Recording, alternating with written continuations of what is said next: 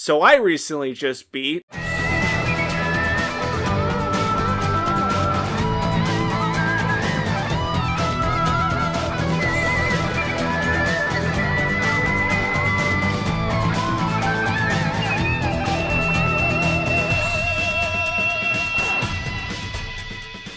Have you ever wanted to play as a rage-filled anime character who gets to punch God? No. Scratch that. Multiple gods on a quest to save his daughter? Then I have just the game for you. That being the interactive anime beat-em-up, Asura's Wrath. The story is simple. A demigod by the name of Asura is betrayed by his comrades, who frame him for the murder of the emperor, kill his wife, and damn him to thousands of years in limbo, as they twist both his tale and the world in an attempt to fulfill their sinister schemes. But after coming back from death several times due to nothing but sheer rage and love of his daughter, Asura sets off on a quest to save his daughter and eventually the whole world. I genuinely enjoyed the story, especially the fact that it took itself seriously. Oh, there was some levity here and there, but the game actually wanted you to get invested in its tale, which was nice. Despite being a constantly shouting meathead, Asura was a genuinely likable protagonist, who only thought with his fist and heart. Asura also had a surprising amount of depth and character development over the course of the game. I also liked Yasha as Asura's rival, who walked a fine line between tragic anti-hero and misguided true hero really well. The true villains were, like Asura and Yasha, all your typical over-the-top anime mainstays, and they were a lot of fun to watch oppose Asura by being pure bastards. The game is split up into two major gameplay types, one being the cutscene-oriented watching and pressing of corresponding buttons, and also the action game portions, which are in the stylings of beat-em-ups and boss battles or on-rail shooters. The playable movie portions just feel so good. They are extremely fun to watch and satisfying to progress with the QTEs, and the shooter and beat-em-up sections, while extremely easy, yes, are also super flashy and just flat out fun. The beat-em-up sections play like a simple character action game, as do the boss fights, and while not every on-rail shooter segment here is perfect, they were at least usually fun to play. Another gameplay feature I liked was that you could actually get some of your health back if you managed to press the A button before hitting the ground after being hit by an enemy. Oh, and sometimes during the story, you played as Yasha, who controlled exactly the same as Asura, outside of the fact that he seemed to be a little bit faster, but it was still cool to have this in the game. The only issue I had with some of the boss fights is that some of them would reuse certain boss enemies from earlier in the game, which I'm never a fan of. Thankfully in these later fights they spiced them up a little bit, but it's still a shame that they didn't just make another boss battle or two. That's honestly all there is to the game gameplay wise, but the fact that the game is genuinely engaging, fun to play, and absorbing with its story, and the fact that it never overstays its welcome, I have no real complaints. Well, okay, I do have one major complaint with the game, that being the DLC for the story. Yes, let me address this right now. To complete the game's story fully, you have to buy DLC. Now the ending is really great and truly fitting and satisfying, but it's pretty shitty of Capcom to paywall off the ending. So yeah, just be aware of that annoyance if you do plan on checking out the game. Graphically, yeah, this is a 7th gen game alright. There is a handful of rough moments with pop-in